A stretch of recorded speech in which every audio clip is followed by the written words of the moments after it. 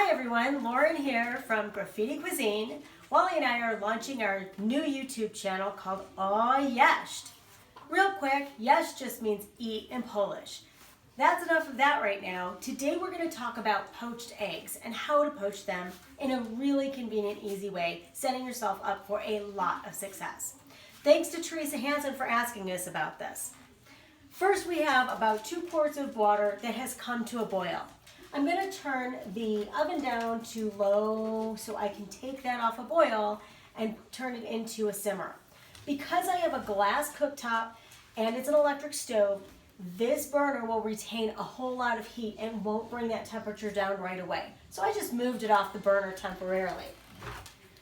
The next step I'm going to do is to put a little bit of white vinegar into my water. It's probably about 2 tablespoons. I don't usually measure, and normally there isn't any aftertaste affiliated with this.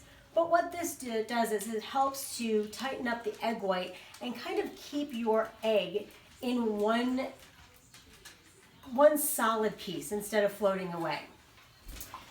When it comes to a simmer, which it is right now, and this is about perfect. See the little bubbles coming from the bottom? We don't want it to go into a rolling boil anymore. But what we're going to do is we're going to give this a spin.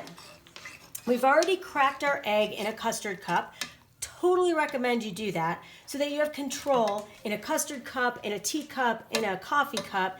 You have control when you pour it in. Well, once I get this nice and spinny, I'm going to pour very gently my egg into the water.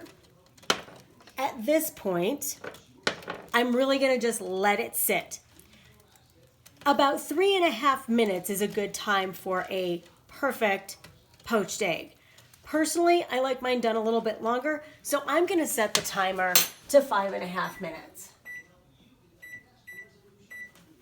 And we're going to just pause for a minute while this cooks. So here we are at just about 20 seconds remaining on the clock. I haven't touched my egg. I'm going to actually move it now because I see that it's solid. And as I touch it, I can tell it has just a few more seconds to go to my likeness. Now the things you're going to look for if you do touch your egg is to see that the white is nice and solid and that it's not too bouncy. You know what? That comes with practice. Touch your food, see what it feels like when you like it in your done stage. With that bell, it means that my egg is done. So I'm going to lift it out of the water using a slotted spoon or this little fabulous netted thing and put it into the bowl. I'm going to let you take a look at that while I get a knife and fork because we're going to cut right into that to see what it looks like.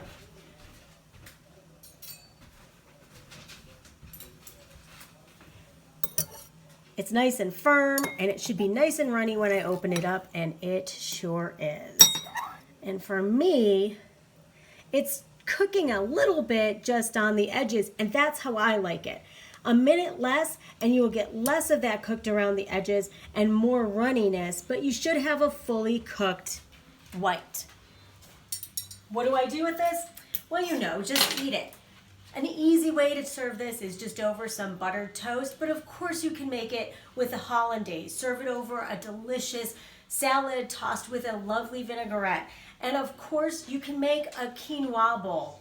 Eggs are awesome, and if you can get them nowadays, because you know, we are in a pandemic and it's a premium, they're amazing. And a poached egg is nothing. It's 1, 2, 3. So thanks for joining us at Awww. We'll see you again.